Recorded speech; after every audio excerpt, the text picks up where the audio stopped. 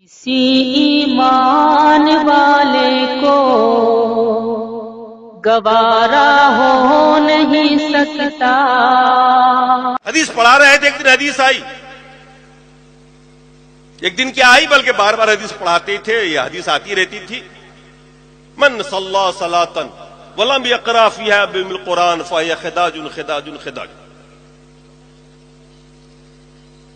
کہ جس نے نماز پڑھی اور سورہ فاتحہ نہ پڑھی اس کی نماز ناقص ہے، ناقص ہے، ناقص۔ ہمارے بزرگوں نے سکھایا تھا، یہ تنہا نماز پڑھنے والوں کے لیے اللہ کے رسول نے فرمایا ہے، یہ تنہا نماز پڑھے، چاہے وہ امام ہو یا اکیلے نماز پڑھتا ہو، تو سورہ فاتحہ پڑھنا ہی پڑے گا، اگر نہیں پڑھے گا تو نماز نہیں ہوگی۔ یہ زمانے طالب علمی سے سنتے چلے آئے تھے، مدرسی کے 6 سال 7 سال ہم نے بھی یہی کرتے گزارے، ساتھ میں یہ بھی سن رکھا تھا بزرگوں سے کہ اگر کوئی امام کے پیچھے نماز پڑھے گا سورہ فاتحہ تو اس کے منہ میں اللہ تعالیٰ آگ بھر دے گا قیامت کے دن۔ یہ بھی ڈر لگا رہتا تھا، یہ بزرگوں نے کہا۔ اب بزرگوں کا روب تو ہمارے اوپر اللہ سے بھی زیادہ ہوتا تھا۔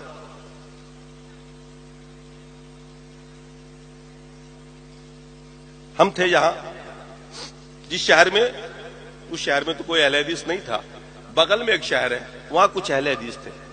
ان کی عادت ہوتی ہے جہاں بھی رہتے ہیں نا کچھ نہ کچھ حدیث قرآن چلاتے ہی رہتے ہیں۔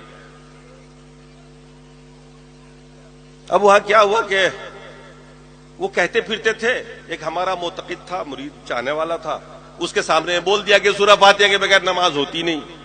وہ میری تربیت کیا ہوا تھا، اس نے کہا کہ نہیں پڑھنا ہی نہیں، اور نہ منہ میں بھر دی جائے گی۔ دونوں میں ہوئی بات، گفتگو ہوئی، ہوتے ہوتے مناظرے کی بات ہو گئی، اور مناظرہ بھی طے ہو گیا۔ مجھے ٹیلی فون کر دیا، حضرت فلاں تاریخ کو اہل حدیث سے مناظرہ۔ کیا ہوا کہ جب ہمارے ساتھیوں نے طے کر لیا تو میں نے کہا چلو ٹھیک ہے کر لیں گے مناظرہ، کوئی ایسی بات نہیں۔ تاریخ پر پہنچ گئے، علماء اہل حدیث بیٹھے ہوئے تھے، میں نے کھڑا کیا مجمع کے سامنے میں کہ اہل حدیث عالم کو میں نے کہا پڑھیے، قرآن میں اللہ نے فرمایا اذا قرئ القرآن فاستمعوا له وانصتوا لعلکم ترحمون۔ انہوں نے پڑھا، میں نے کہا ترجمہ کریے آپ۔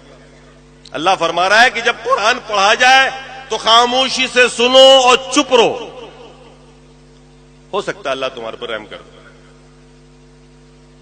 میں نے کہا مولانا اب آپ چپ رہیے، خاموش رہیے، عوام فیصلہ کر لے گی۔ میں نے کہا بھائیو، اللہ فرما رہا ہے، مولانا کی زبان سے تم نے سن لیا، اللہ فرما رہا ہے قرآن پڑھا جائے خاموش رہو، چپ کے سنو، اور یہ کہہ رہے ہیں کہ سورہ فاتحہ پیچھے پڑھو۔ اب تک ہم یہ جانتے تھے کہ یہ لوگ رسول کو نہیں مانتے، آج معلوم ہوا یہ اللہ کو بھی نہیں مانتے۔ لوگ اپنے تھے، تالی بج گئی، مناظرہ ختم ہو گیا۔ انہوں نے بہت کہا صاحب حدیث دیکھیے نا، یہ بخاری ہے، یہ مسلم ہے، یہ۔ میں نے کہا اب حدیث دیکھ کے کیا ہوگا، جب قرآن آ گیا تو سامنے تو حدیث کی کیا حیثیت رہ گئی۔ بات ختم ہو گئی۔ کچھ دنوں کے بعد پڑھاتے پڑھاتے ایک حدیث آئی میرے سامنے میں، عبادہ ابن صامت رضی اللہ تعالیٰ عنہ کی۔ فجر کی نماز اللہ کے رسول پڑھا رہے ہیں، صحابی پیچھے ہیں، عبادہ ابن صامت بھی پیچھے کھڑے ہیں۔ اس دن عبادہ ابن صامت رضی اللہ تعالیٰ عنہ نے اللہ کے رسول کے ساتھ ساتھ سورہ فاتحہ بھی پڑھی اور سورت بھی ملا دی، ایکسٹرا سورت جو ہوتی ہے نا سورہ فاتحہ کے علاوہ، وہ بھی پڑھ۔ اللہ کے رسول نے سلام پھیرنے کے بعد پوچھا تم نے سے کس نے قرات کی ابھی میرے پیچھے؟ انہوں نے کہا نا یا رسول اللہ میں نے کی۔ اللہ کے رسول نے فرمایا لا تقرؤ الا بأم القرآن فإنه لا صلاة لمن لم يقرأ بها۔ سورہ فاتحہ کے علاوہ کچھ مت پڑھا کرو، کیونکہ جو سورہ فاتحہ نہیں پڑھے گا اس کی نماز نہیں ہوگی۔ اب میں چکر میں پڑ گیا، فجر کا ٹائم ہے، خود اللہ کے رسول امامت کر رہے ہیں، صحابی نماز پڑھ رہے ہیں، پیچھے میں ایک صحابی نے سورہ فاتحہ بھی پڑھ دی اور سورت بھی ملائی ایکسٹرا۔ اللہ کے رسول نے کس سے منع کیا؟ ایکسٹرا قرات سے۔ کہا نا لا تقرؤ، قرات کا اطلاق یہاں کس پہ ہو رہا ہے؟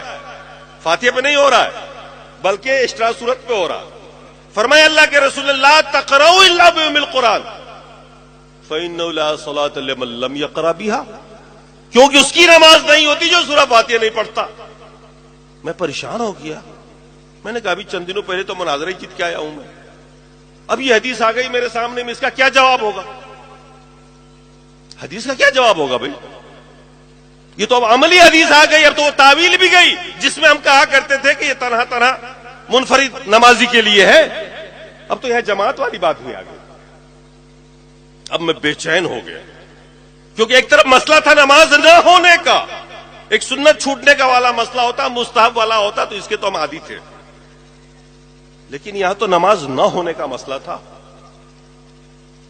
میں نے سفر کیا، تفسیروں کو اٹھا کے دیکھا، میں نے کہا مسئلہ تفسیر سے ہوگا، اور جب ساری 11 تفاسیر کا مطالعہ کیا تو پتہ چلا کہ یہ آیت تو نماز کی فرضیت سے پہلے کی ہے۔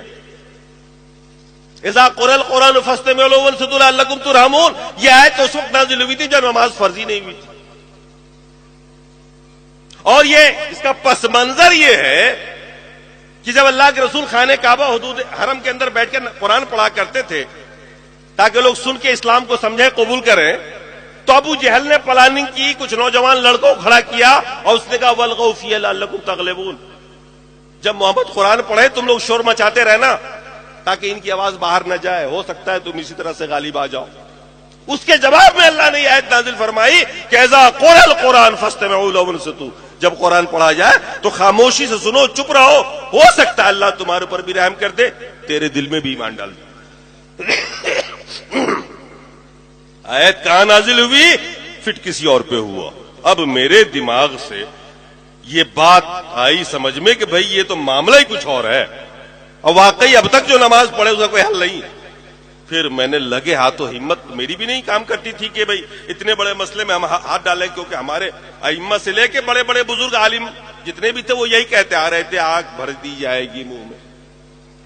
تو میں نے کچھ علماء کو جمع کیا، ٹاپر علماء کو، ان کے سامنے میں رکھا، میں نے کہا حضرت سب سے پہلے تو یہ حدیث دیکھیے آپ، اور یہ بتائیے کہ حدیث ہے کہ نہیں ہے، اگر ہے تو ضعیف ہے تو وہی بتا دیجیے۔ سب نے دیکھا، سب نے کہا بالکل ٹھیک حدیث ہے، ذوب بھی نہیں اس کے اندر کہیں سے۔ میں نے کہا پھر سورہ فاتحہ کے بغیر نماز نہیں ہوتی، ہمارا آپ کا مسئلہ ہے، سورہ فاتحہ پڑھنا ہی نہیں، ہمارے امام کا مسئلہ ہے، کیا کریے گا؟ کہنے لگے دیکھیے یہ بڑے بڑے مسائل ہیں، پہلے تو انہوں نے کوشش کی کہ ہدایہ میں دیے گئے دلائل آزمائے میرے سامنے، میں نے کہا 18 سال سے پڑھا رہا ہوں، ہدایہ میرے سے زیادہ آپ نہیں جانتے ہیں۔ ایک ایک دلیل کو میں نے کاٹ دیا، میں نے کہا سیدھی سی بات بتائیے حدیث غلط ہے یا آیت کا مطلب بیان کریے، شاید نزول میں نے بیان کر دیا، دکھا دیا۔ دنگ رہ گئے، وہ پریشان ہو گئے، ایک تو مفتی تھے ایک شیخ الحدیث تھے، لاسٹ میں مدنی ایک عالم تھے، اس میں کہنے لگے میں تو چپ کے پڑھتا بھی ہوں۔ کسی ایمان والے کو